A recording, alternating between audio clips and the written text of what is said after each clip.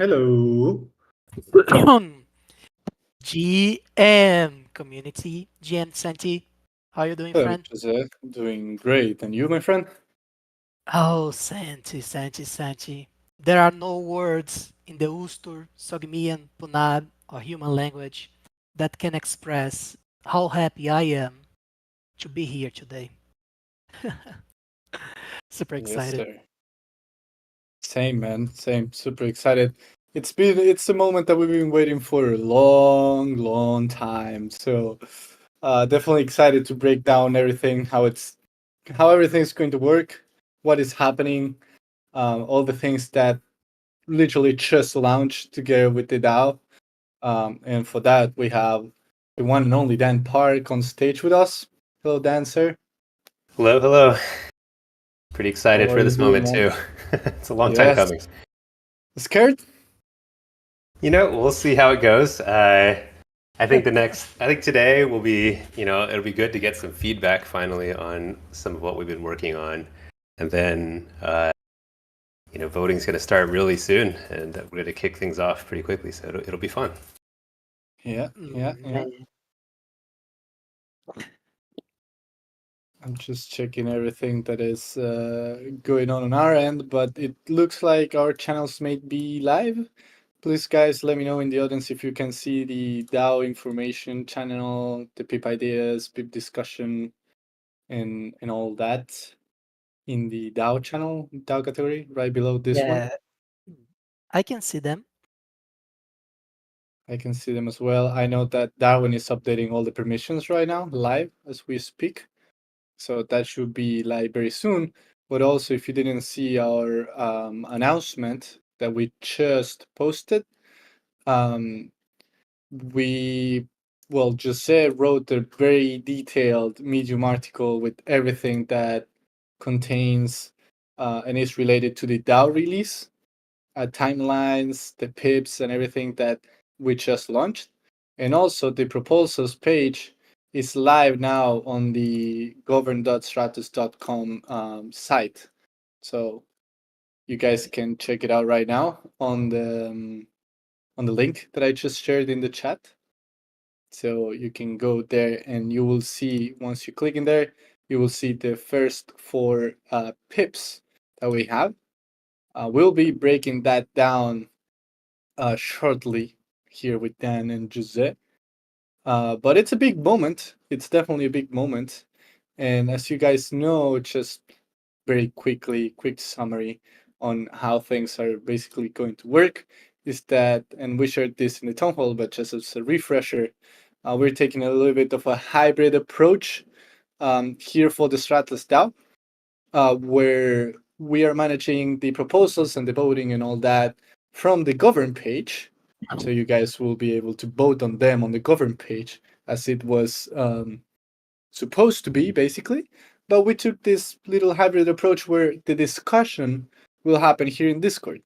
We believe that this is the best path for doing this, since the community is basically all here and the discussion is already happening here in the Discord. So you will now see on the PIP discussion channel in the DAO category, you will now see the four pips that are added, and you will be able to discuss in there if you have PvP. So if you don't have the PvP role, the foundation rooms or the PvP role, you will have to verify your wallet, one wallet. You only need to have one PvP, and you will have to verify that using Matrica here in the Stratos Discord server. You will find the channel. I think it's actually well, you will need to connect to Magica. Basically, that's the only thing that you need to do. And the information, we need to put that in a better place. But right now, you can find how to connect to Magica in the Foundation Room Verify channel. So yeah, that's how you get the PvP holder role, and that's what allows you to discuss the pips.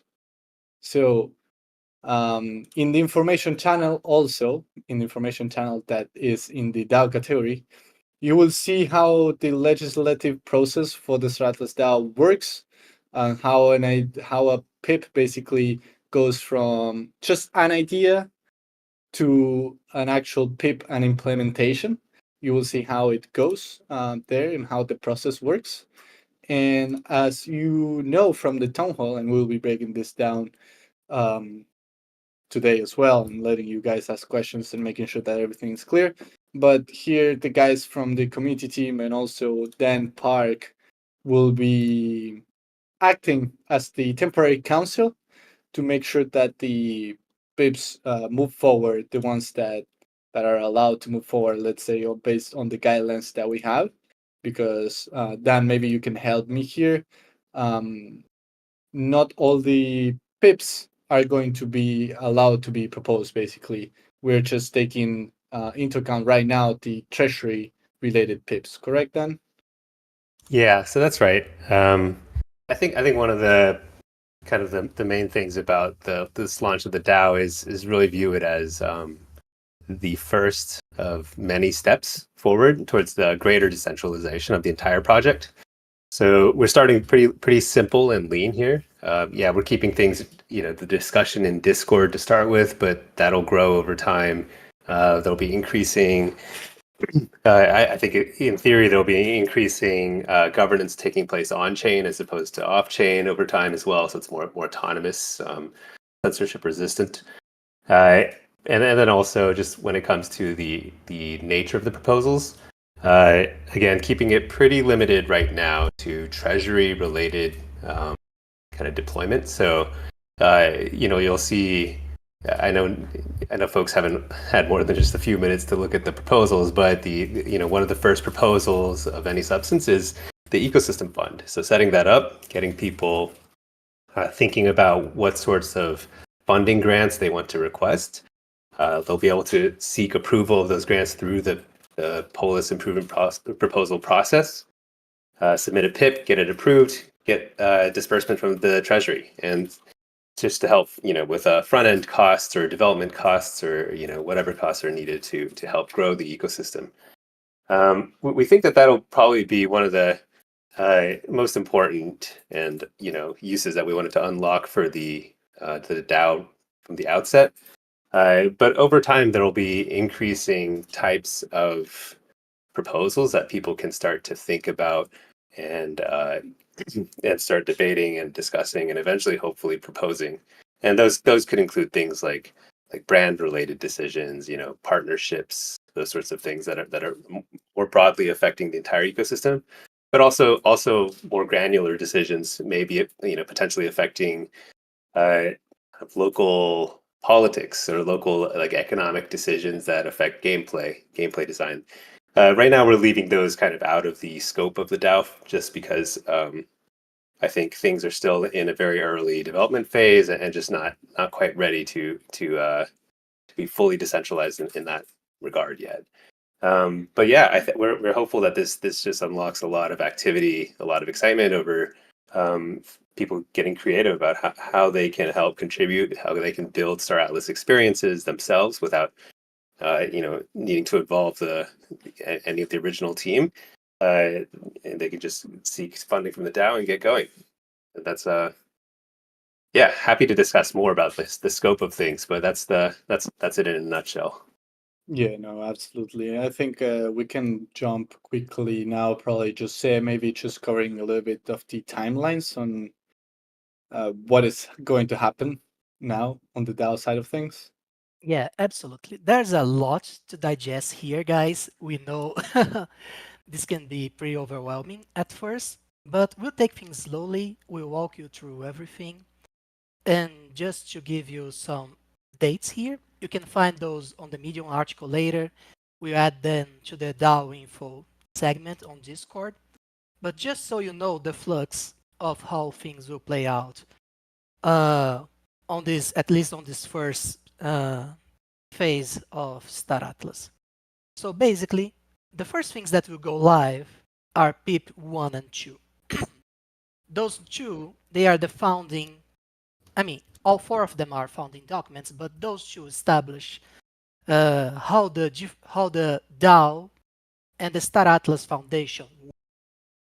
And all other PIPs, all other propositions, all other political discussions rely on the prescriptions that are established on those two documents.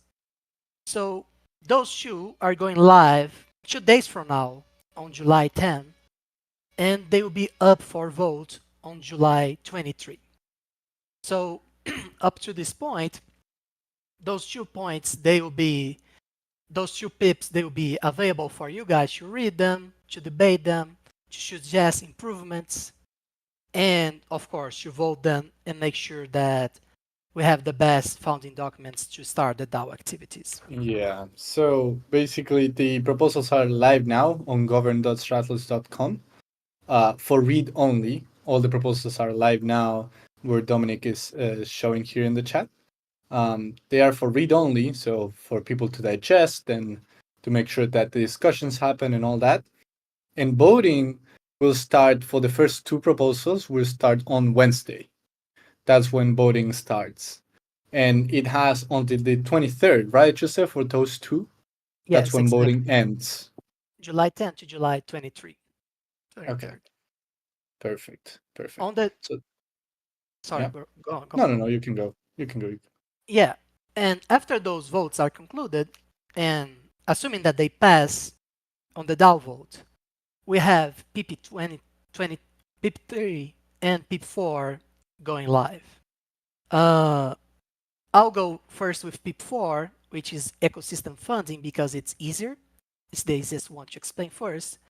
These ones will go in depth about it, we'll deep dive on it, but it talks about what Dan was talking about, the community fund for the DAO.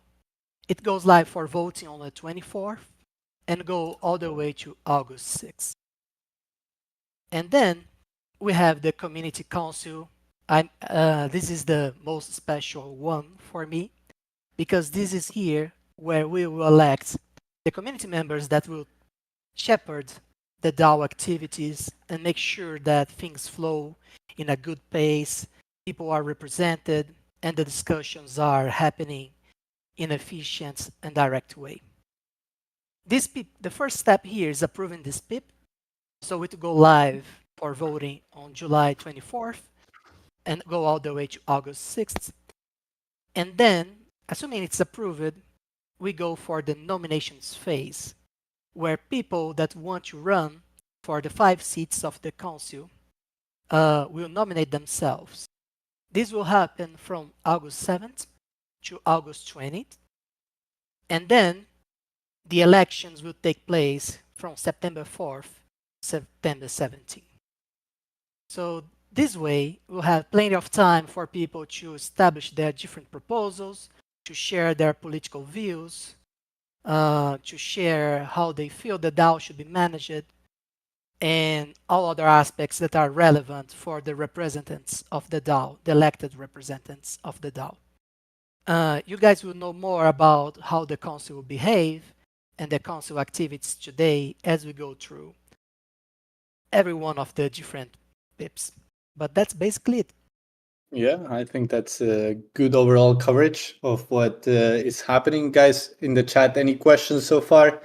We'll dive deeper. If not, we'll dive deeper on each of the pips that were released now. Just so, yeah, everybody is on the same page and we all understand what's going on, basically. But again, like we'll dive deeper right now, but you will have there's plenty of time for you all to also digest, discuss, and then vote. So I think then, if you want, we can start with PIP1 and what it is. And Dom, if you can screen share that one while we go through it.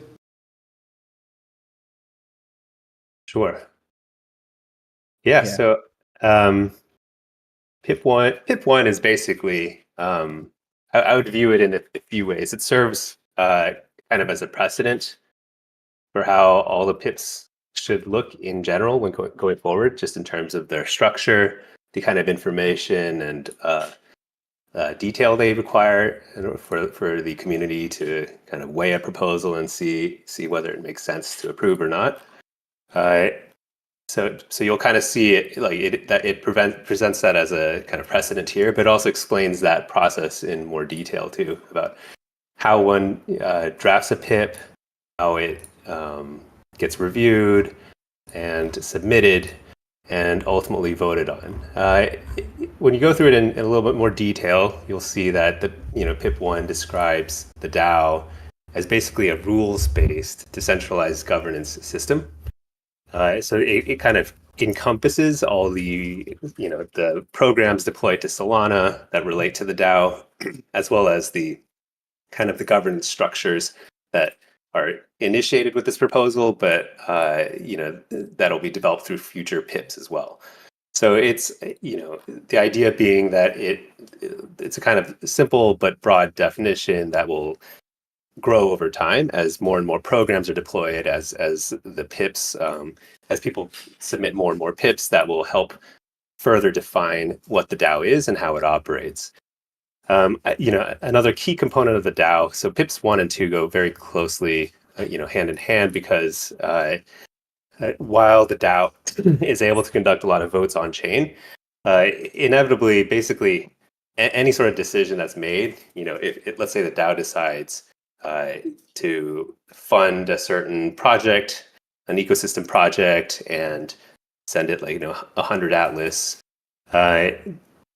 Currently, there's no way for that to happen completely autonomously, especially if there's some sort of contractual requirement at all, where the DAO needs to ensure that's whoever's being funded enters into some sort of contract that agrees that there's going to be some sort of say there's a fee sharing component with it back to the DAO treasury.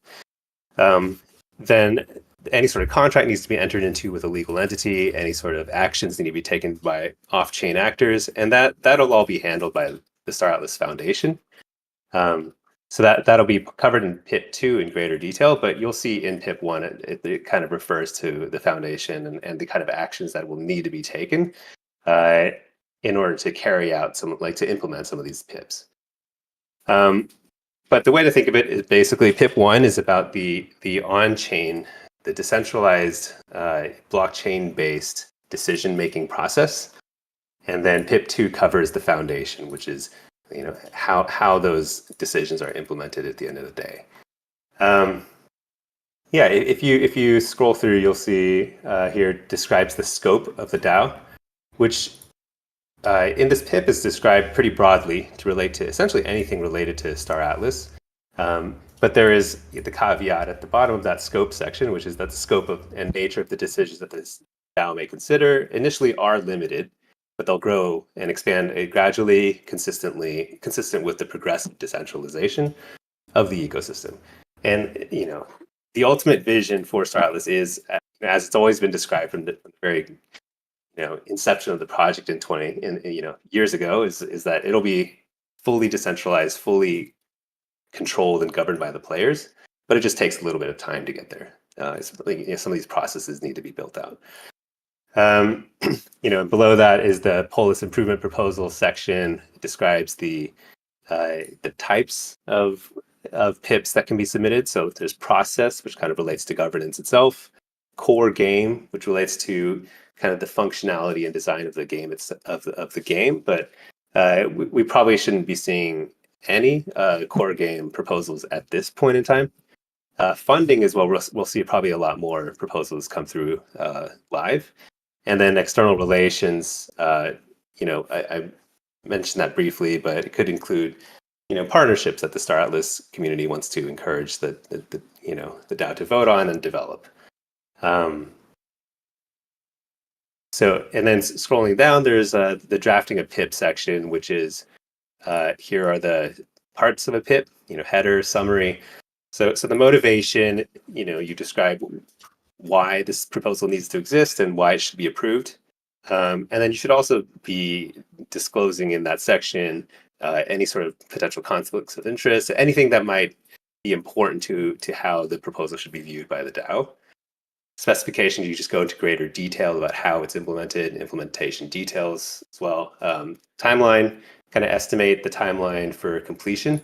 And I think for something that requires funding, you would probably fold in like milestones in there.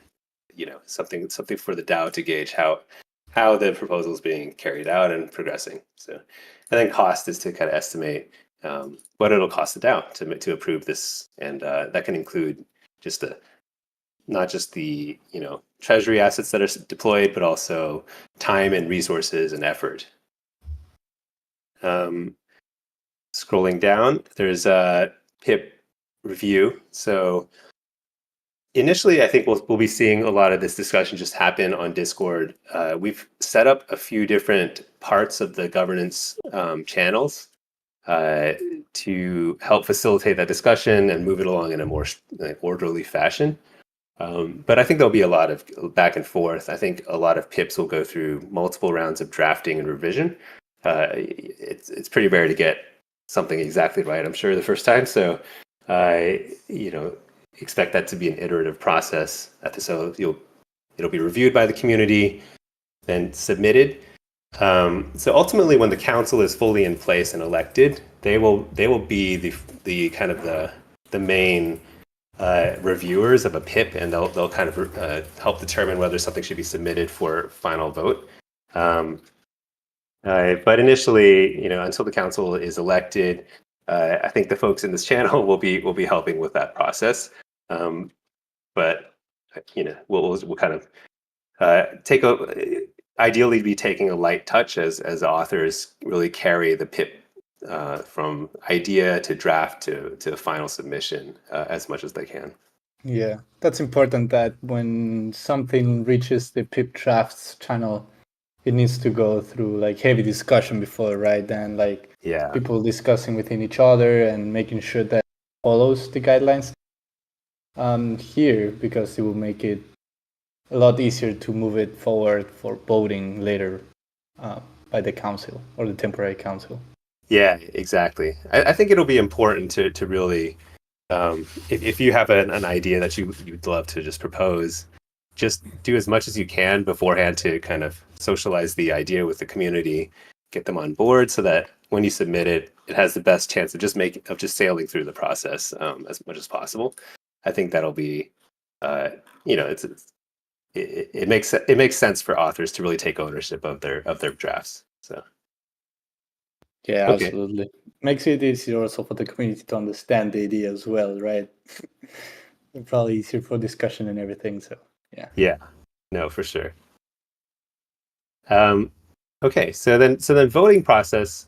The voting process is basically once a PIP has made it through all of that submission process, it has been kind of reviewed by either the council or their council delegates. The foundation also has to sign off on it for something to be submitted for final vote, and it'll go into what's called a pending state. That means it's basically visible on the govern site and can be reviewed by people, but it's not actually up for vote. So that's what the state is of these proposals right now. They're all in pending state. And then depending on the nature of the proposal, they can be advanced to voting state very quickly, or they might be kind of like marinating and pending for a while, depending on the, just like how much review is needed by the public. And and then they're moved to voting, at which point there will be a start and end date that's clearly defined. And if it's an up or down type of vote, then it just depends on the majority vote of the PVP holders who vote on the up or down on the proposal. There will also be ranked choice type of votes. That hasn't been fully implemented just yet, but that'll go live soon. So you can have proposals that'll have basically multiple choice options, and people can rank their choices, and the top one or two, or I think you can actually select any number of top choices can make it through the proposal at that point. By default, the proposals should go live for voting for about 2 weeks, for exactly 2 weeks. But that voting period can change depending on the type of proposal. Like if there's some sort of emergency nature to a proposal, it might be a shortened, like an abbreviated voting period. And then a proposal that's successfully makes it through the voting process. If there are more more PvP in favor than not, then it'll be sent to the foundation for implementation. So that'll include things like, you know, entering into a contract or sending funds from a multi-sig that's designated by the DAO to fund ecosystem projects, you know, anything like that. And moving on, there's the implementation details. So actually, I just see there's a lot of comments in the chat. I should probably be taking a look at those. No worries. We can cover this and then go into questions. Okay, sounds good. Yeah. Maybe I'm boring everybody with this since you can just read it yourself, but the next step is basically implementation. This is going to be carried out by the foundation, but in some cases there will be tips that just need to be implemented by some other third party, or you know, by the author of the pip itself, or you know, especially if there's ecosystem funding part. Timeline, again, just put in the estimated timeline so the DAO can evaluate whether it makes sense. And then cost. That's pretty much it. Nice. Perfect. People are saying that it's not boring at all, Dan. Okay. Yeah. They've been waiting for years to hear this, so don't worry. Yeah, no. Yeah. We'll see if there are any questions right now in the chat, guys, related to PIP1. Any clarifications that are needed or anything. Also, you could raise your hand if you have a question as well. We can let you on stage. Trying to keep it very casual here. The idea is mainly to just inform everyone on how things are going. We can make sure sharing information in a correct way. So, yeah. There's a question, Dan, from Earther saying Stradless Foundation Ken Beto. Who is this exactly? Yeah, so that's a great question. This is kind of the so I think in this what we consider an earlier stage of our road to progressive decentralization, you know, I think there's a sense that there needs to be a little bit of a kind of check and balance in case there's pips that are like impossible or unsafe to implement, or would cause certain people to have to engage in illegal activities or risky activities, things like that. So for now, the foundation has veto power essentially. So even if something makes it through the entire proposal process and it is voted on, which actually in theory requires the foundation to sign off on it in the first place, but then let's say they find out then there's like some sort of some sort of like undisclosed conflict of interest that like or something that renders it totally impractical or unsafe to implement, then they might actually require that the pip be sent back for further review, and then re-voted on after that, you know, after that veto.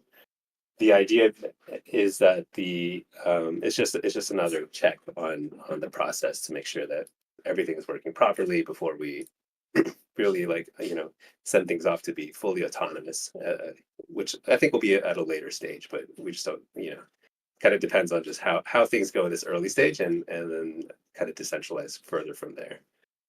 Mm-hmm. The foundation is, so it's described in PIP2. I guess we could go ahead and switch over to PIP2. There are a couple of questions then before we move to PIP2. Yeah. There's a question from Ager. I hope I'm pronouncing your name right, my friend. If we use all our PvP on one pip, can it also be used on a different one, or will we need to split between pips? Here, I think Eves asked, but Eves replied. PvP is not spent, so basically your PvP is valid for all the proposals. You don't need to. You need to take care of where you spend it. Like, you have the same PvP for all the proposals. Don't worry about that.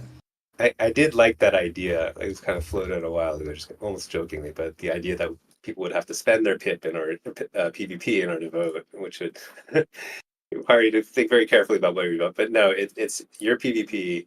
It does change over time because the way the locker mechanism works is it is your PvP is based on the amount of polis, also and also the remaining duration on your lock. So that's always changing. I believe PvP is snapshotted right at the end of any voting period. So during a voting period, whatever your PvP is at the end of that voting period, that's what your vote will be reflected as. And you can vote on, if there's like 10 different pips all live at the same time, you can vote on all 10 of them just the same. Yeah. There's a good question also from Signal.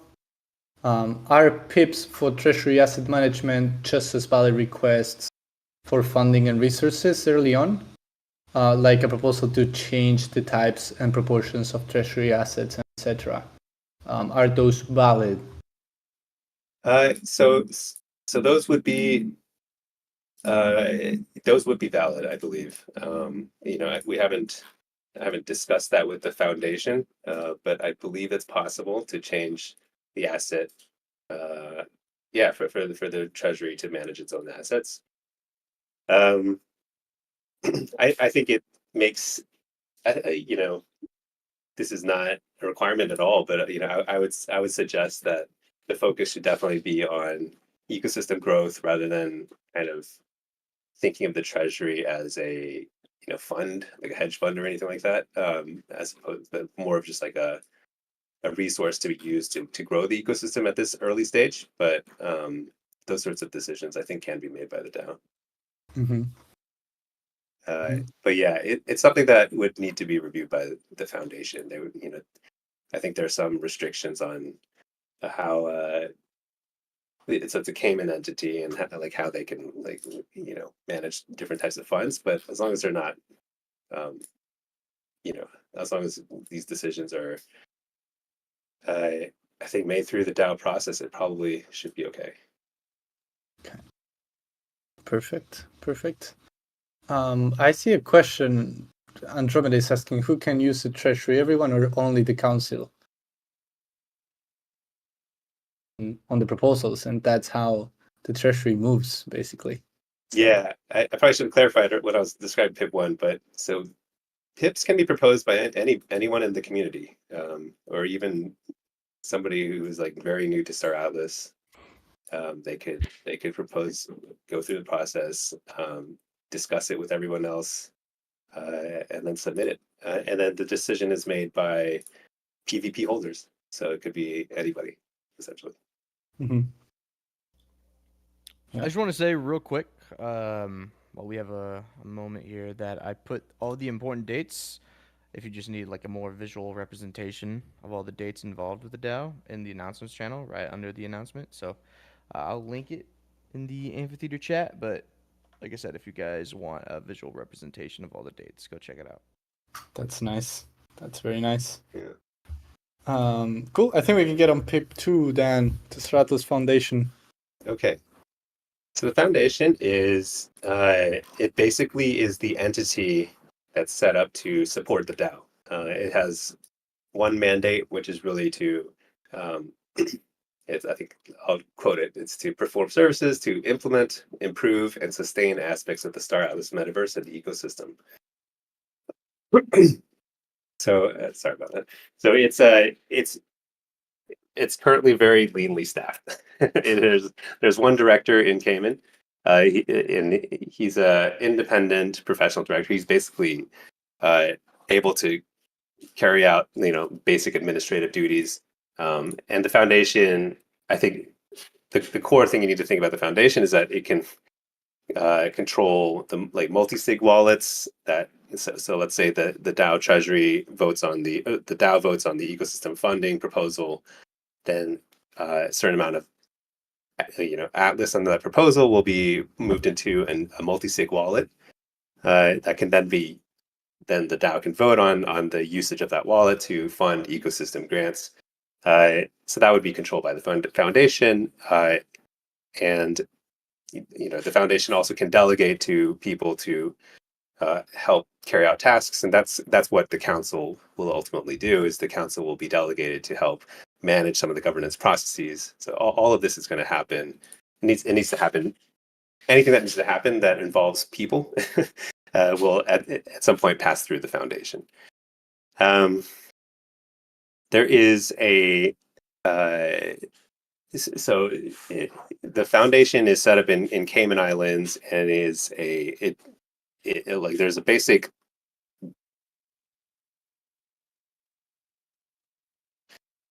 This budget actually overshoots the amount that has been spent on this foundation historically, just to maintain and pay for registered office services. These are all just basic requirements in Cayman.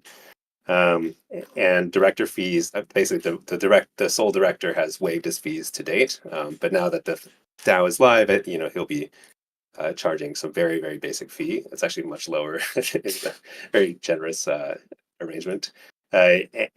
Much lower than I think most directors will charge, and it's just to carry out, some early implementation of these proposals. And I think as the DAO, we envision the DAO growing significantly over time, both in, just in activity and the scope of the sorts of decisions it can make, and the foundation likewise will probably need to grow as well over time to mirror to handle the volume of requests that come through it.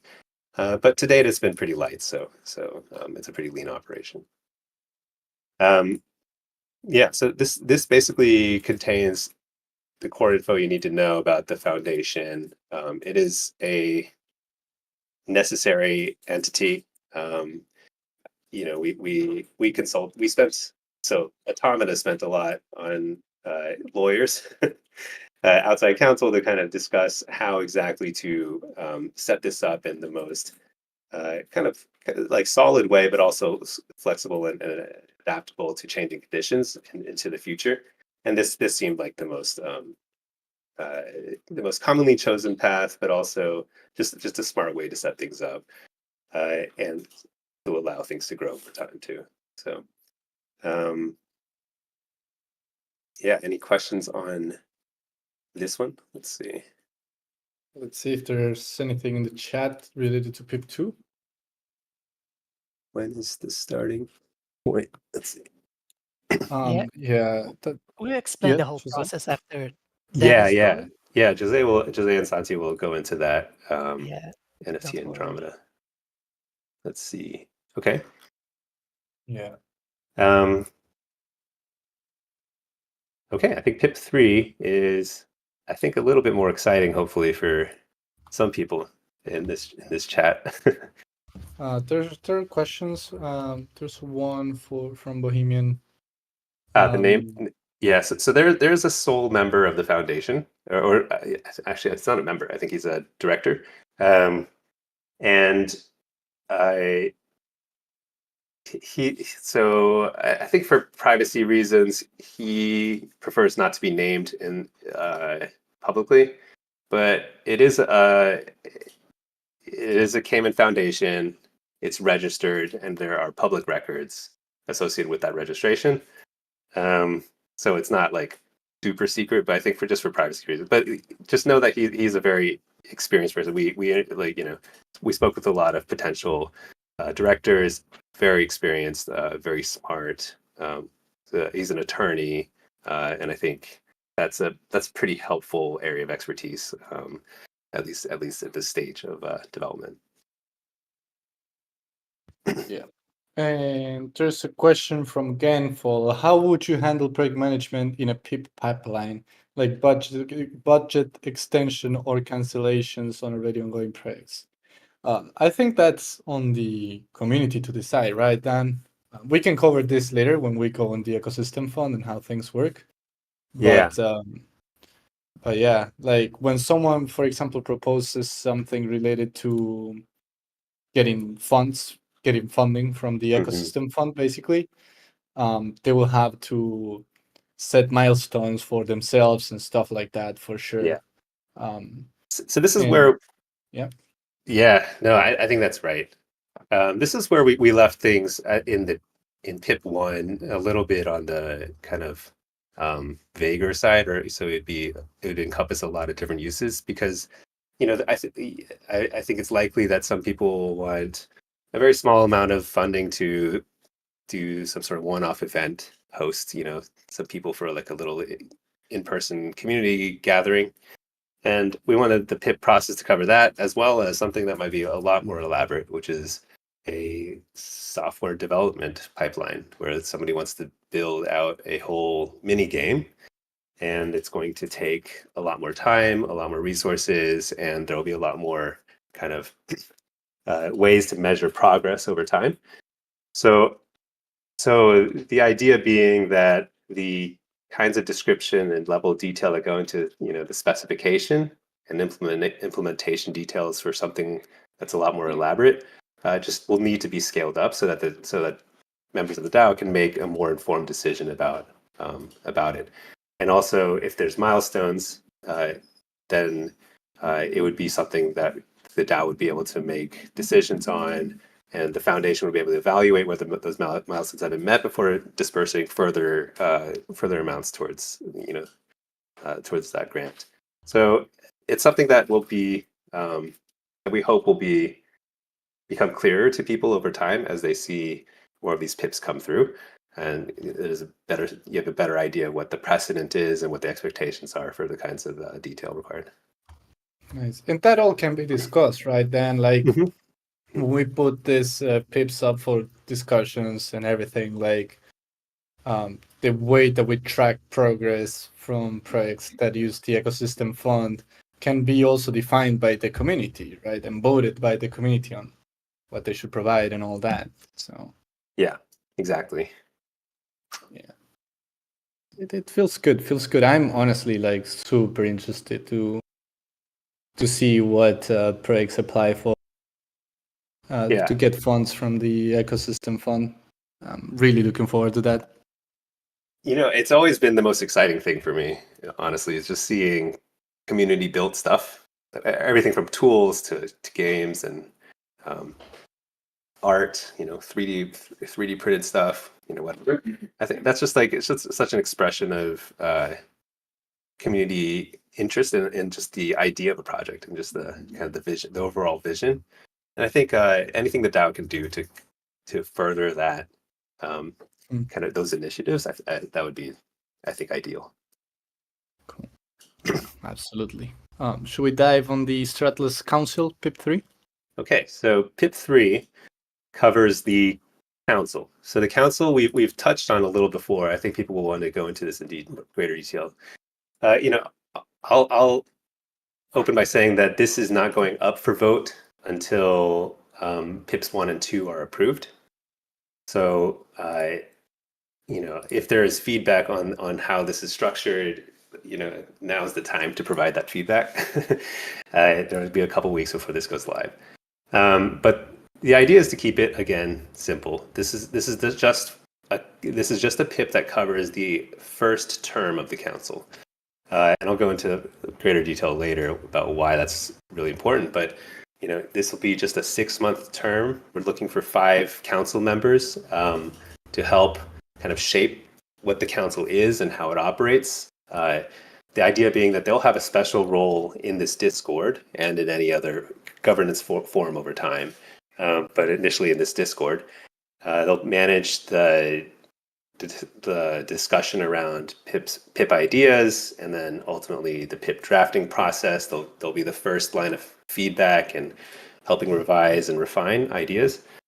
And then they'll be the ones who recommend PIPs when they're ready for submission to the foundation, and then they'll help moderate the discussion around the voting process as well. So I think it's the most exciting thing I think about this initial term of the council is that we're not defining the second term of the council, but there will be future terms, and the idea being that the first couple weeks or first few months of feedback from council members will be pretty instrumental in helping determine what the council should look like going into the future. Should there be more seats? Should there be rolling terms such that only half the council is elected at any given election, so that there's some continuity between terms?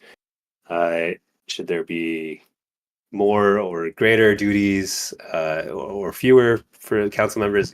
These are all things we're going to figure out before the next PIP that will define what the next council election should look like, and that should probably be drafted within a few months into the first term. Yeah, so if we go through this PIP, it describes eligibility, and which is basically you have to be able to adhere to the Starless terms of service. So no minors and can't be from sanctioned jurisdictions, that kind of thing. There's a nomination process. So once this PIP if it's approved, then there will be a period where people can declare their nominations, self-nominations for the council elections.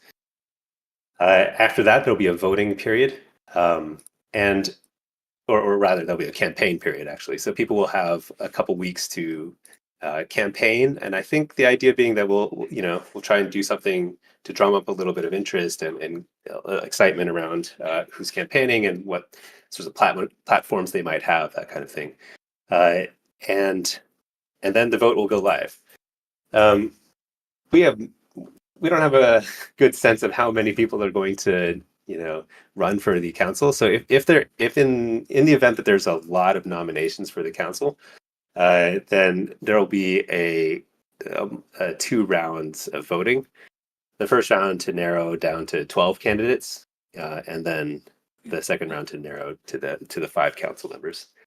But in theory, all of this should be done. I think Jose can go through a little more detail on the timeline, but in theory, this will all be done by sometime in September, and there'll be active council members by then. So. Yep, you are correct. The whole process after the nominations should last from September 4 to 17. Then the community takeovers from the community team who will be running on their council behalf until then. Nice. I wonder if the people who are here in the event, like if there's anyone that is planning on running. I don't know if they want to announce that already, but anyone that is here in the chat thinking of running for the council? I'm really curious. I know Notcats is. Trix maybe. Jith Blade is running. Wow. Nice. Emperor considering it. Support line running. Arcade, JP Arcade running. Wow, nice. Lots of people are actually considering it. Nice. Signal is not running. Surprised about that one. Honestly. Still have a couple weeks to convince him, I think. We'll see. Maxime Henry, I think he's running as well. Wow. Yeah, lots of people. Let's get on some questions. I see Von Cracker tagging me here. I don't want to derail the conversation on that, even though it's pretty related. But I saw a couple questions. Let me see. Fossil Think, I don't know if I pronounced that right. I'm sorry again. Says, just wondering, I realized the council will be doing some work. Are they going to be compensated in some way for their work with the DAO? So this was a subject of a fair amount of internal debate. The general view here is that, especially with this initial term of the council, it should not be a compensated position, because really looking for people who just want to help shape the governance process. That's really what this first term is going to be. You set precedent, help. We're looking for just true governance nerds, people who are really interested in providing a lot of direct feedback and having pretty good access to seeing how the PIP process works, and then helping come up with a more elaborate system for future council terms. If it is the case that the DAO deems that there needs to be greater incentive to draw to attract more talents for these positions, then I think the DAO can consider it at that point. But the idea here is really just to get those who are already very excited about governance itself, and then hopefully that will be enough. And also the idea is also that this should not be a full-time position, and we're not envisioning that there's so many PIPs that council members are just inundated with work here. I guess it's possible, but we'll just have to adjust if that's the case. That's also why we have this trial period, let's say, where us here will kind of try to run as like work as the council to see how much of a workload it is and all that. Like we're figuring this out all together, Mhm. and there's no way to know beforehand like exactly how many proposals there will be and all that. Um, but yeah, shaping all this all together basically with the community. Um, then I see some good questions. There's a question from Craig's. He's asking if council members are merely administrative stewards. Campaigning and platforming seems a bit misplaced. Are council members permitted to apply partiality towards PIPs, or are council members to administer impartially? That's a great question. It's a good uh, question. so the way I view it is that council members probably should be more focused on helping people through or match the Stratus process. And so, like, the actual not making judgments that are partial towards their own faction or their own guilds, but trying to be as impartial as possible. But it's a good point that it is a little bit incongruous with the kind of campaigning process. Um, but the hope is that the campaigns kind of focus on illustrating how you know how how involved somebody is in the ecosystem, what they can bring to the table in terms of different points of view, the kinds of experience they have, the kinds of contributions they've made in terms of discussion around these sorts of topics. Those would be the focus of a campaign. But there's definitely a risk that that the political Mm, process gets in the way. mm. So Yeah, I'll beg your pardon to add some points here then. Like judging by nature, like judging anything, applying criteria to anything, is a political activity. And if you see the requisites that the council members should look forward to analyze when doing their projects, the process of screening the pips and working through things, there is room for interpretation. There will always be room for interpretation. The council will also be doing resolutions to establish how things should work in terms of procedures and things like that. So, yeah, I think like there is, of course, there is the objectivity of the law of the rules, but there is also room for political participation. I mean, it's human nature to be political, and I don't think this will be an exception here.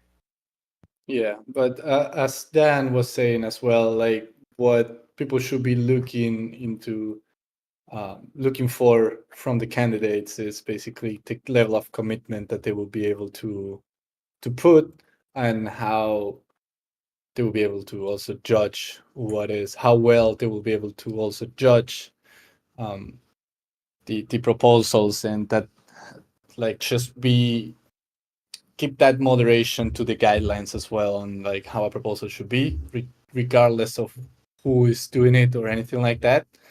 Um, Making sure that it fits the guidelines that are set, for example, in PIP one, and the guidelines that are set depending on what stage the DAO is in, right? Like that's what the council should be doing as well. So 100%. Absolutely, Vicente. yeah, yeah. I saw a question from Ronald from Funcracker, saying, "What does voting look like? Do we vote yes or no per nominee, taking the top five with the most yes votes, or does everyone vote on one member and we take the top five most voted on nominees?"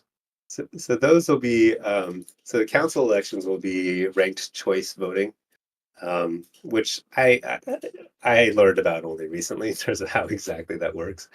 But I would suggest you take a look, like actually Google it, just look up how ranked choice voting works. But essentially, you'll be able to select from a list of all the candidates. You rank as many as you want, essentially, and it'll apply your PvP to the uh, in a nutshell, what is the first viable candidate? So if you vote, if your top selection is somebody who has no chance of winning, then your PvP is simply it checks against your second choice and then your third choice, etc. Basically, it keeps you. It's a way of selecting from a large list of candidates while also ensuring that you don't waste your vote, so to speak. So. So that's yes, it'll be a PvP vote, but it'll be a ranked choice, and there might be 2 rounds. If there's more than 20 nominations, then there'll be 2 rounds of votes to kind of narrow down the field initially, and then find the top 5. Yeah, nice. I'm scrolling the chat. Let me see if I find any other questions. Are council members from JP? Question from JP Arcade. So are council members responsible for voting, for example, representative democracy, or is every PIP a community vote based on the individually weighted PvP? So where is that question? I see it. Okay. Yeah. So Oh no. Oh, so each PIP will be voted on by PvP holders only. So council won't. They don't have any special voting privileges. Their privileges come from helping to draft, helping revise and provide initial feedback on PIPs, and then suggest that they be submitted. But when something goes up for vote, it's for vote. It's to be voted on by the entire player base. yeah. So Earther is saying council sounds like the Supreme Court. They don't make the laws; they just make sure laws are followed accurately. Yeah, maybe. It's kind of a hybrid of a little bit of that, a little bit of agency power, a little bit of helping with the legislative process by helping draft, a little bit of everything. But they won't be the first line of defense in terms of like adjudicating disputes or anything like the Supreme Court does. So it's a little bit different, I think. Yeah. And Sigi is saying, so if you don't want your rival from other faction to win a spot in the council, you just need a lot of police. Locked police, I would say, not just police. Yeah, that would be absurd amounts of police for you to be able to do something like that. And police is pretty decentralized overall. So, yeah. Yeah. I see a But question about. Oh, No, sorry, go go ahead. Oh, no. Cool. I just saw a question about term limits. No term limits defined yet. I think that's there's only an initial term of 6 months, and then after that, there can be extensions of the term or just changing how the terms work. I think we'll be toying with a number of different ideas, and the most popular idea will get submitted as PIP. We'll see. Yeah. I see a question from Groove. Originally, the council held the responsibility power to progress a PIP through the various stages. Is this still the case? And if so, what happens if the council is unresponsive? Yeah, that's still the case. Essentially, they'll help progress a PIP through from ideation to they'll. I mean, it's still up to the author of the PIP to actually do the drafting and implement revisions, but the feedback they get from the council will help determine, what gets moved up to voting. Excuse me. Yeah. If a council member is unresponsive, that's a great question. Right now it's not defined in the PIP exactly what the procedures would be, but the idea is that the council will be early on engaged in kind of writing its own rules and its own procedures to handle those sorts of situations, and also to handle how PIPs are divvied up amongst the council members to help shepherd through a PIP from drafting. The idea being it's probably going to be a sort of randomized bot procedure, but yeah, that'll all be defined. Yeah. People will be able to keep track basically of each PIP and what PIP is assigned to each of the members, right? Or at least that's an idea that we had, so people can make sure that it's moved forward, or at least that they know who from the council is responsible of taking a look at that at that proposal, basically. So at least that's the idea. We will see if that ends up being the case and working. Yeah. But that was the idea. I see Michael on stage. Michael, you're out of office, sir. You shouldn't be here. Can't stay away. Can't stay away. No, this was I wanted to tune into this and listen to it, but it's hard not to be engaged. Um, I really just wanted to jump up and address that one question about is the foundation, or more specifically, we should qualify that as the DAO. Is it profit or nonprofit? The foundation itself, again, to Dan's point, is really just in place to represent the DAO for any legal or official matters. But the DAO itself, and Dan, stop me here if I shouldn't talk about this, but I do think it's important. Uh, I fully envision the DAO as being a for-profit entity. I mean, first and foremost, the revenue streams that have been allocated from gameplay, i.e., taxation through game economy systems, is a form of profitability for the DAO. It's the reason why the DAO has 700 million plus Atlas right now. It's the reason why it has USDC from that marketplace royalty rev share. We should be thinking about. I don't want you guys to treat the DAO treasury as a hedge fund, like Dan said. You know, the purpose here is not to go out and speculate on different assets and building a portfolio with that DAO. At least not today. The primary objective of the DAO should be to grow the ecosystem, but the byproduct of that, from my perspective, is that it also generates new methods of creating revenue streams for the DAO, which is what enables this thing to be self-perpetuating. This is the whole point. So if you, from the marketing standpoint, right? So if we're sponsoring game jams, if we're sponsoring hackathons, if it is buying ads with the intention of growing the ecosystem, well, just like with any other business, just like with Automata's business, if we're doing marketing, the intention of spending capital on marketing is to produce an ROI. We want to grow the user base that then comes in and purchases some assets or gets involved in some way that in turn, again, increases the GDP. It increases economic activity throughout the game. The result of that is more tax revenue flowing into the DAO. That's a good thing. From the less on the marketing side, but on the ecosystem growth in the form of providing grants or investment or funding for teams that want to build third-party services, in particular to the extent that those third-party services have any type of fee model behind them. Not to give Groove any ideas here, because I personally like using Sly tools, but if Groove were or Shadow Loyalty were at some point to add a revenue component for all of the transactions that they're processing, well, first of all, that needs to comply with the Automata/Star Atlas build program for any revenue sharing necessary into Automata, but that could also be negotiated and structured in a way that a percentage of that revenue goes directly to the DAO, to the extent that the DAO is providing some funding for that type of development activity. So anything that the DAO is investing capital into should produce a return for the DAO. The sole purpose here is to continue growing that DAO treasury, which makes it more powerful and gives it greater leverage in what types of activities it can engage in the future.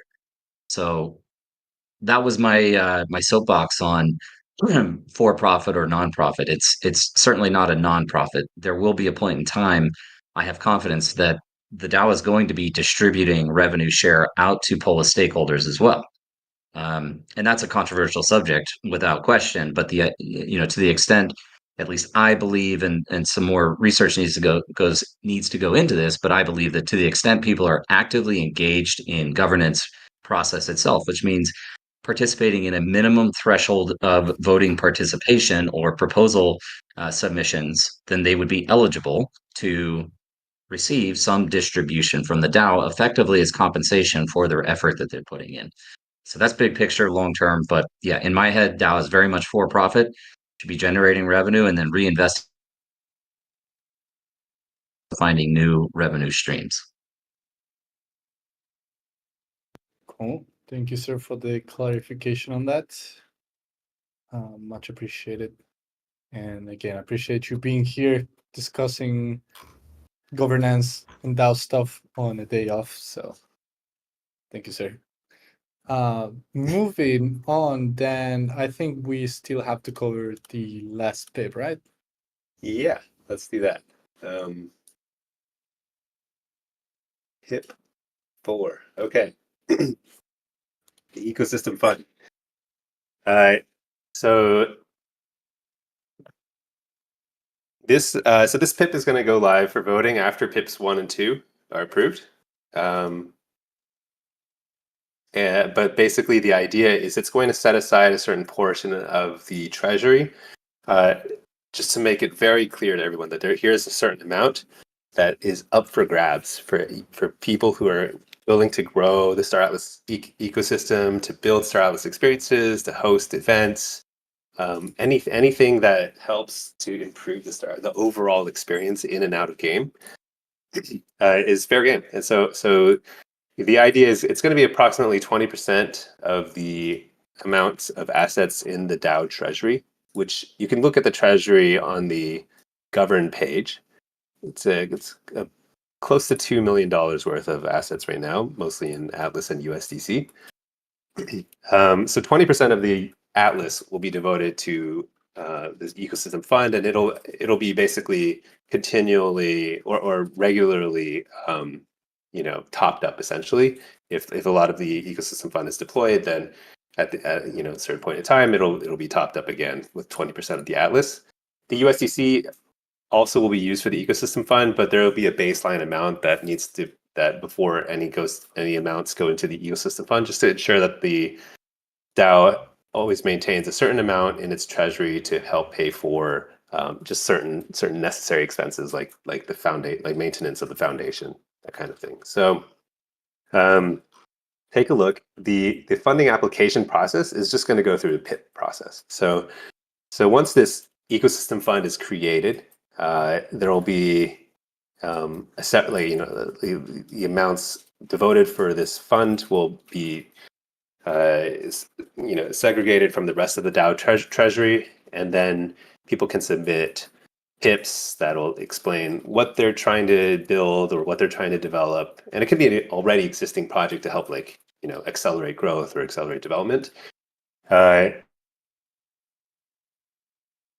Tell how it's going to be accomplished, milestones, deliverables, budget, and then and I think there will be a lot of discussion in the PIP discussions channel about how what kind of other information needs to be acquired, what sorts of things need to be built into the proposal, and then when it goes live, people can vote up or down on the funding proposal, or they might be ranked choice in certain cases if there's multiple choices for a PIP, and go from there. And this will be an ongoing ecosystem fund. So once it's created, unless the DAO revokes it at some point, it's always going to be there, and people can continue to try and seek funding to try and grow the ecosystem further. So it should be a pretty exciting thing for us. Yeah, definitely what excites me the most here, to be honest. I know a lot of people who are trying to build cool stuff or that can't get started or either can't bootstrap it because of lack of funds. So just having this should enable a lot more flourishing of the Stratlas, the community, and the builders ecosystem. Also, this coupled together with the RPC, the free RPC stuff that we shared in the town hall. If you guys don't remember that, basically anyone can apply right now to get free RPC calls from the Stratlas team for whatever you're building. Just need to apply through the form that can be found on the build program page. So, yeah, that's another big one as well. Right. I think then now we can see if there are some questions. I saw Signal with the hand raised. Let me get him on stage. But yeah, if anyone has any questions, guys, this is the moment before we keep moving. But yeah, Signal, welcome to the stage. Hey, thanks so much. Can you guys hear me? Yeah, perfect. Awesome. Well, I want to thank you for reviewing everything that you have. Some pretty cool and exciting stuff. I only wanted to check and ask now, before digging into, a lot of the documents and proposals that we have laid out. Is there a framework? So, like, obviously, there's going to be a bunch of pips flooding in all the time, different people, different ideas, rolling stuff up to council. Do we have a framework for, uh, I guess, publicly recording, showing what the discussions are by the council on those pips, whether or not the council votes to turn something down, push it back, push it forward, what that conversation sounds like? I mean, something where like these are done on like video calls, and there's like a library or a compendium where people can go and like reference this stuff. It would remove a lot of obscurity to the process, and I think give everyday voters and people in the political system a lot more confidence in how decisions are being made, kind of like a C-SPAN or something like that, where you can actually observe voting and discussions regarding votes. Man, that's extremely important. And that's literally the next thing we are talking about now. We are going to walk you guys through the sorry, my throat is destroyed, but we are going to walk you guys through the whole procedure, and you see the measures that we took to make sure there is accountability and transparency on every step of the way. That's awesome. If I could throw in one more as a bonus, that I can picture, because of the decisions that are going to have to get made, groups pushing ideas, agendas, things that they want to see accomplished. The council could be a very contentious position. I could imagine a lot of people who are excited about the role today, after getting ripped apart by some major faction or guild on Discord for like a month because they didn't push something through or something didn't go one way or another. Have we thought about any kind of social protections, for people that take on this mantle and take on this role?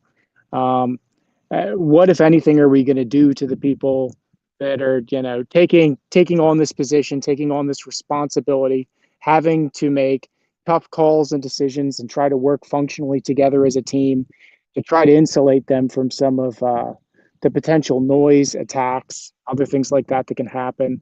I mean, just seeing what happened with, obviously like Bodhi and Rome, just from Sage, and like what was going on there with just how the game was being played. I can only imagine what some council members might get put through on this Discord. So, has there been any thought to that as well? Yeah, I think this is mostly what Michael said in the chat. The council role should not rely on subjectivity, basically. It's about objectively following a process, and that's what the committee needs to judge, basically, on the candidates that are running for that.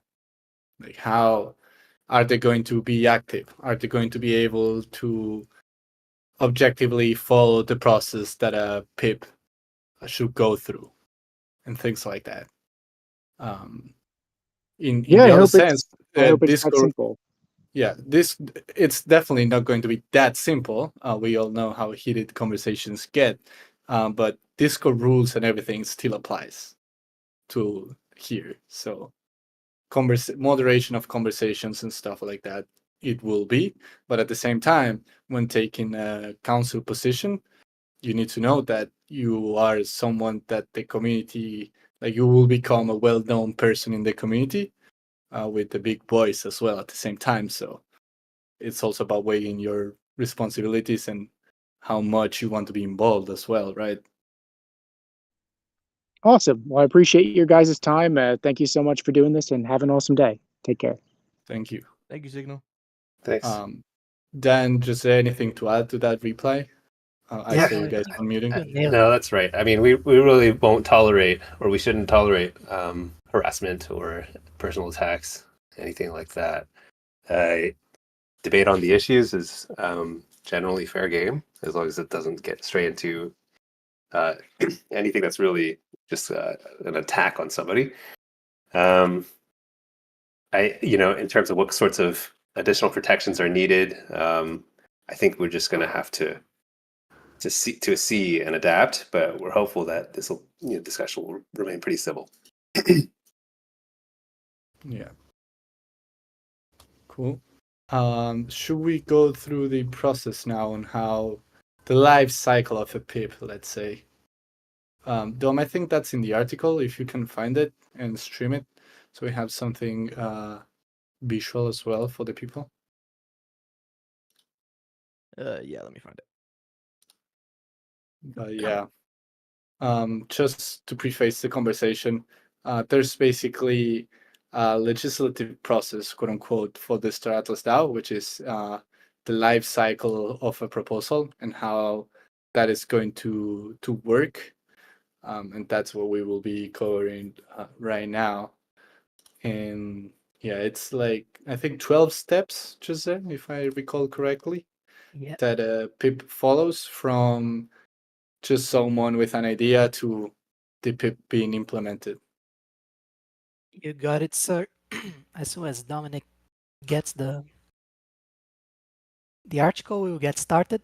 But basically, our main preoccupation here is detailing how every step of the procedure will work and make sure that you guys have as much transparency and accountability to the whole process as possible.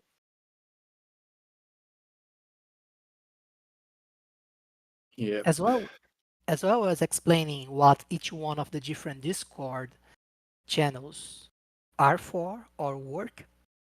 I see that lots of people are already starting PIP ideas submissions, and this is super cool. This is something that I'll talk about right now. So yeah, oh, Dom got it. So guys, basically, the first step on the legislative process of the DAO starts on PIP ideas. As you guys know, and we have disclosed it, the DAO channels, they are gated access to PvP holders. And this is the channel where you come with your fellow community members, with your fellow DAO members, and you launch propose ideas to the Staratas community to discuss. Here, you can go wild and try and come up with any idea, any topic that you like. And if from this conversation you manage to get a solid point and start getting feedback from the community and see that people support you, you can go and fill out the form that we have linked. I'm not sure, Santi, if we have already linked it, but you can find the link on the Medium article. There will be the form that follows the structure that Dan described on PIP1. There, you find the space, the blanks that you need to fill and provide information to make what we call in the legislative process of the DAO, the PIP draft.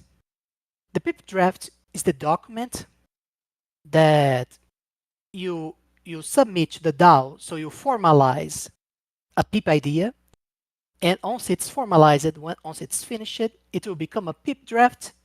It will be automatically assigned to a council member, and it will start to be screened to check if it's following the requisites that are established in PIP1. So basically, you start by gathering feedback, you start by gathering informations, you see how community feels about what you are proposing, and you feel confident, you fill the form and submit the PIP draft. The PIP draft will come to a council member. Just one clarification here. On like when you go on PIP ideas and propose, basically it's the most informal channel, let's say, of all the DAO channels. Am I cutting off actually? I see my green thing. No, you're fine. I'm fine? Okay. I was saying that you will see, guys, that the PIP ideas one is the most informal one, that the one where you basically don't really have to follow any structure.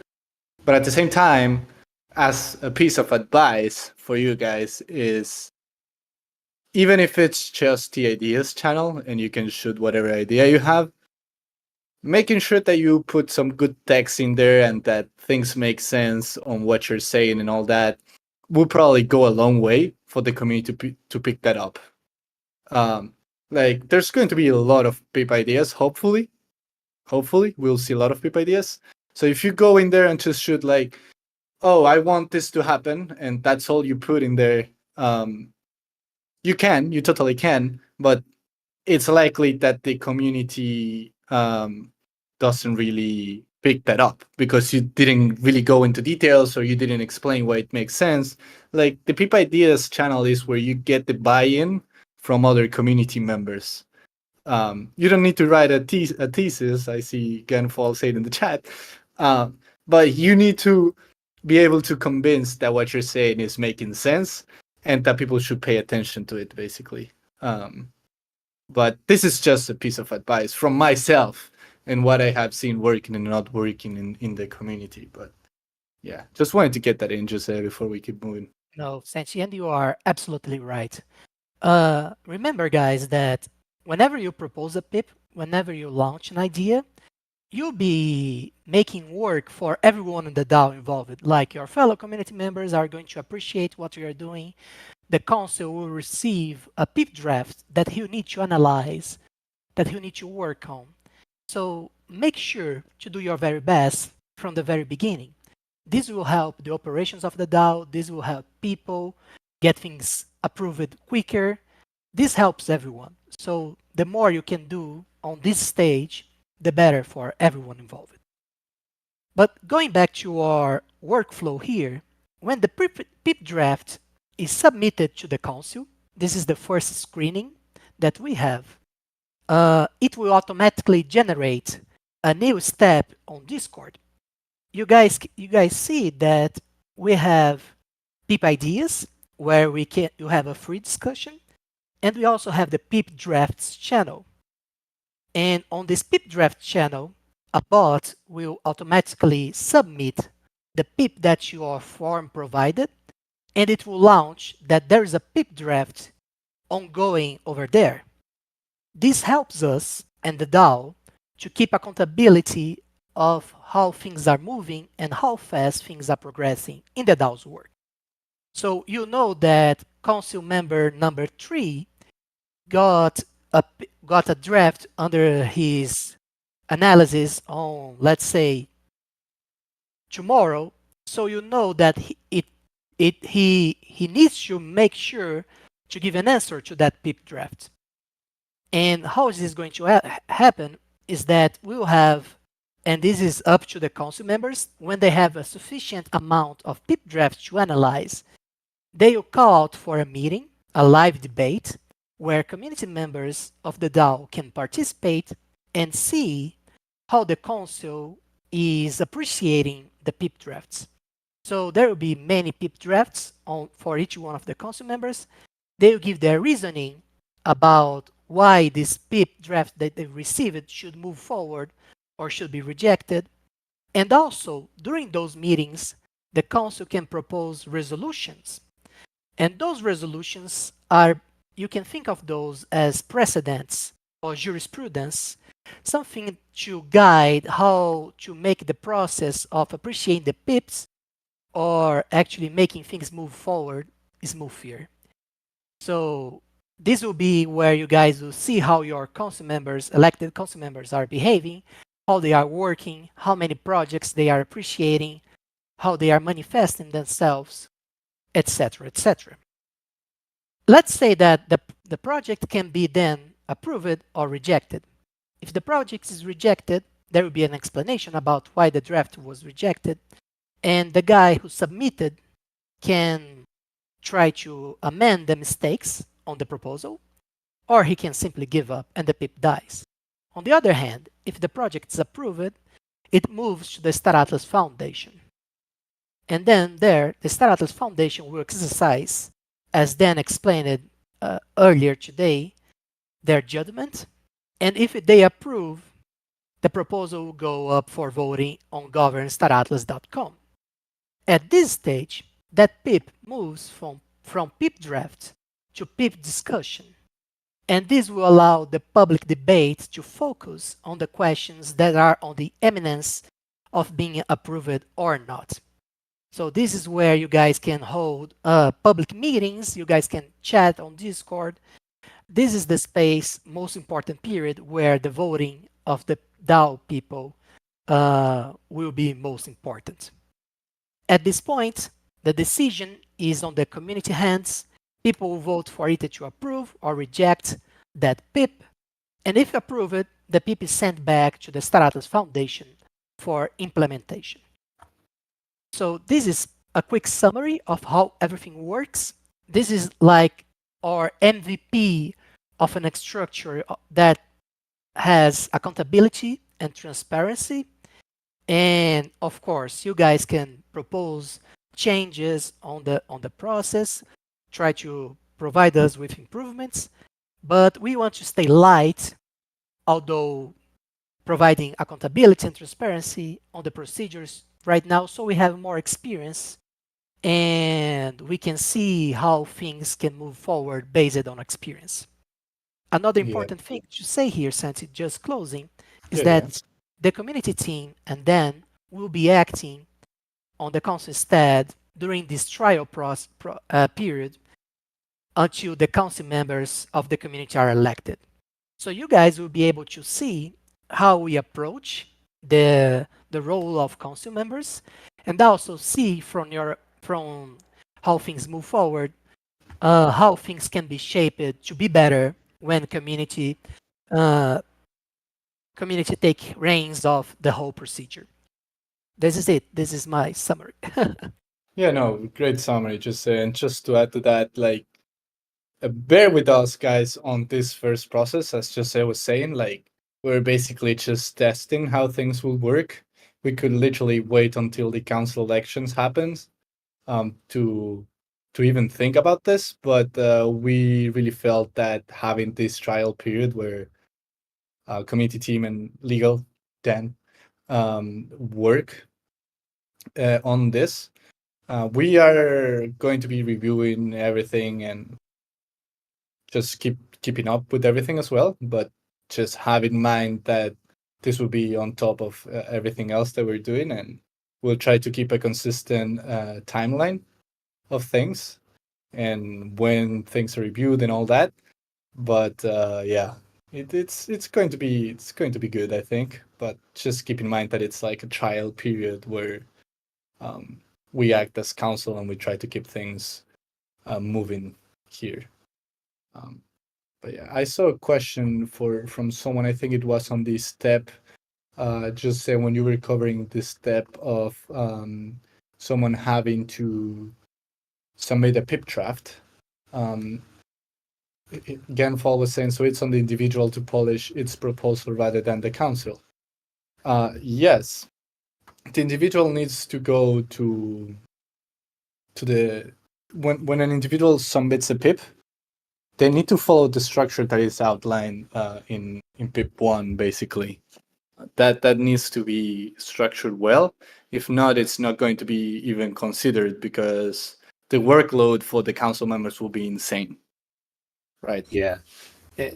I'll just to add to that is a PIP should have an advocate. So an advocate being somebody who's fighting for it, and that's not the council members' role. The council members are there to help structure the PIP so that it follows the guidelines, that it doesn't break any rules, or that it's not conflicting with other DAO PIPs and decisions.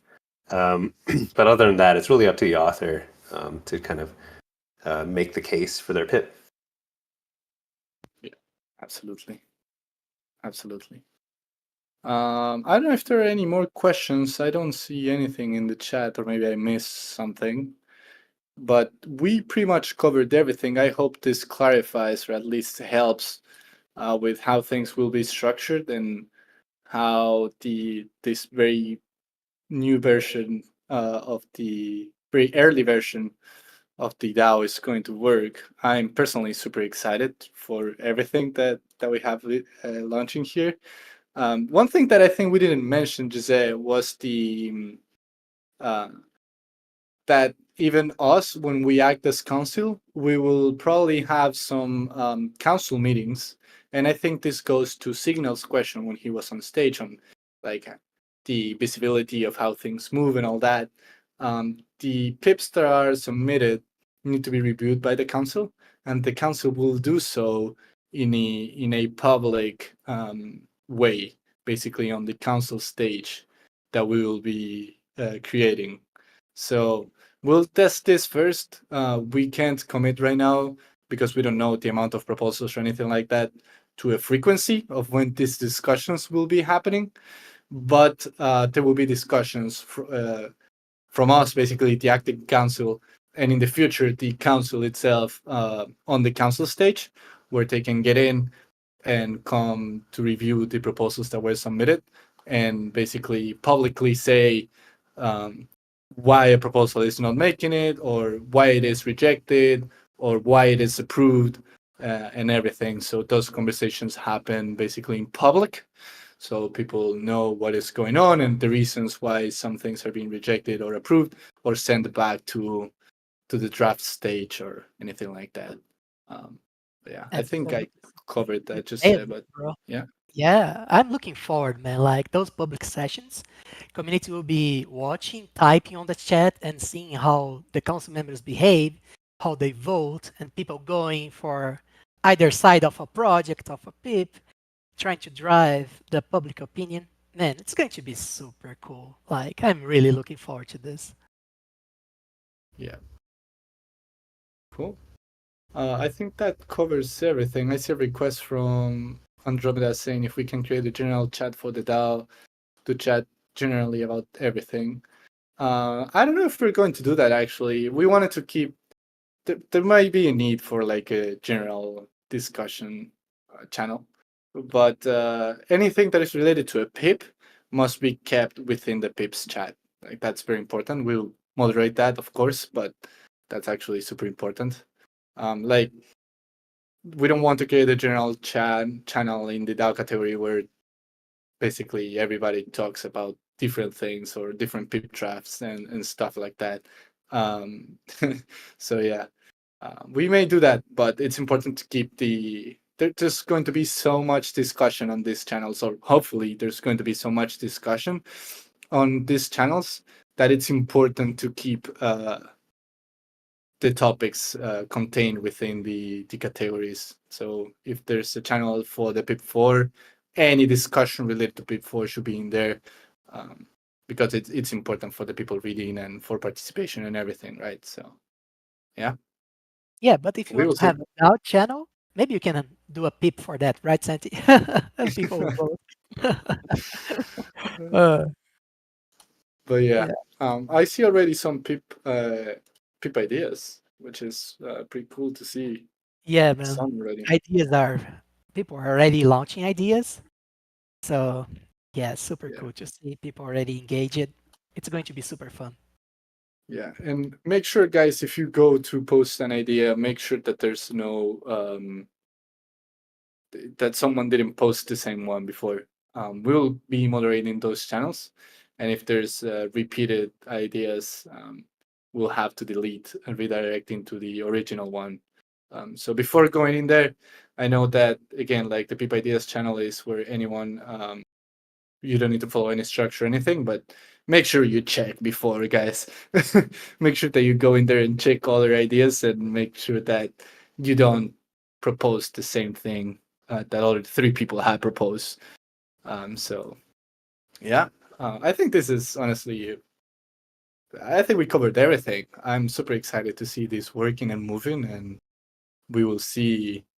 We'll see how the discussions on the four pips go, and also at the same time, I'm curious to see all the ideas and everything that is going on. Looking forward to all the discussions personally.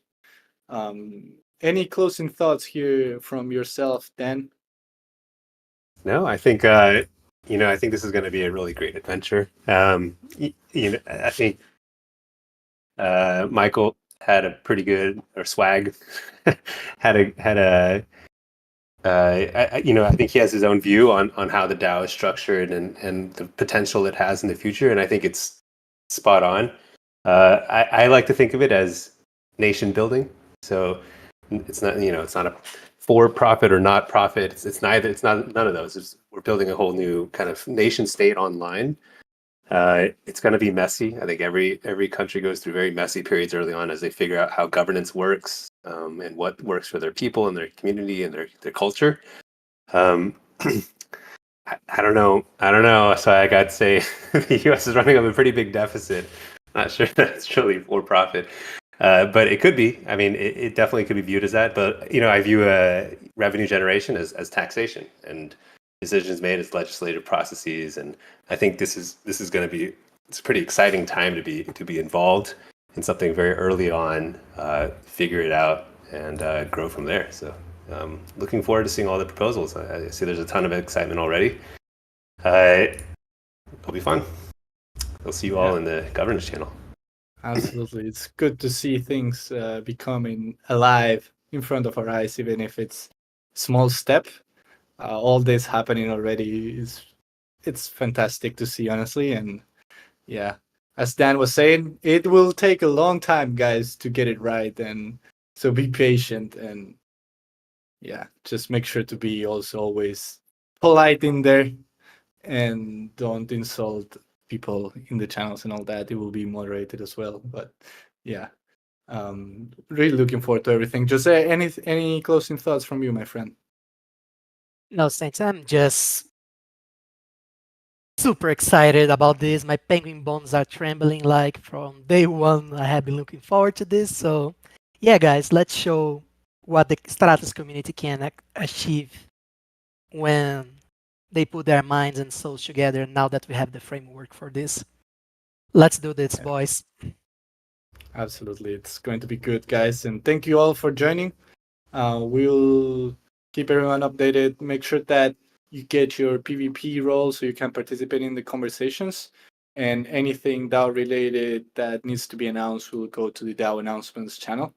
And if there are any questions, feel free to ping any of us at any time, guys. So yeah, thank you so much for joining, and we'll see you on Wednesday at the brew. Ciao, ciao. Bye, guys.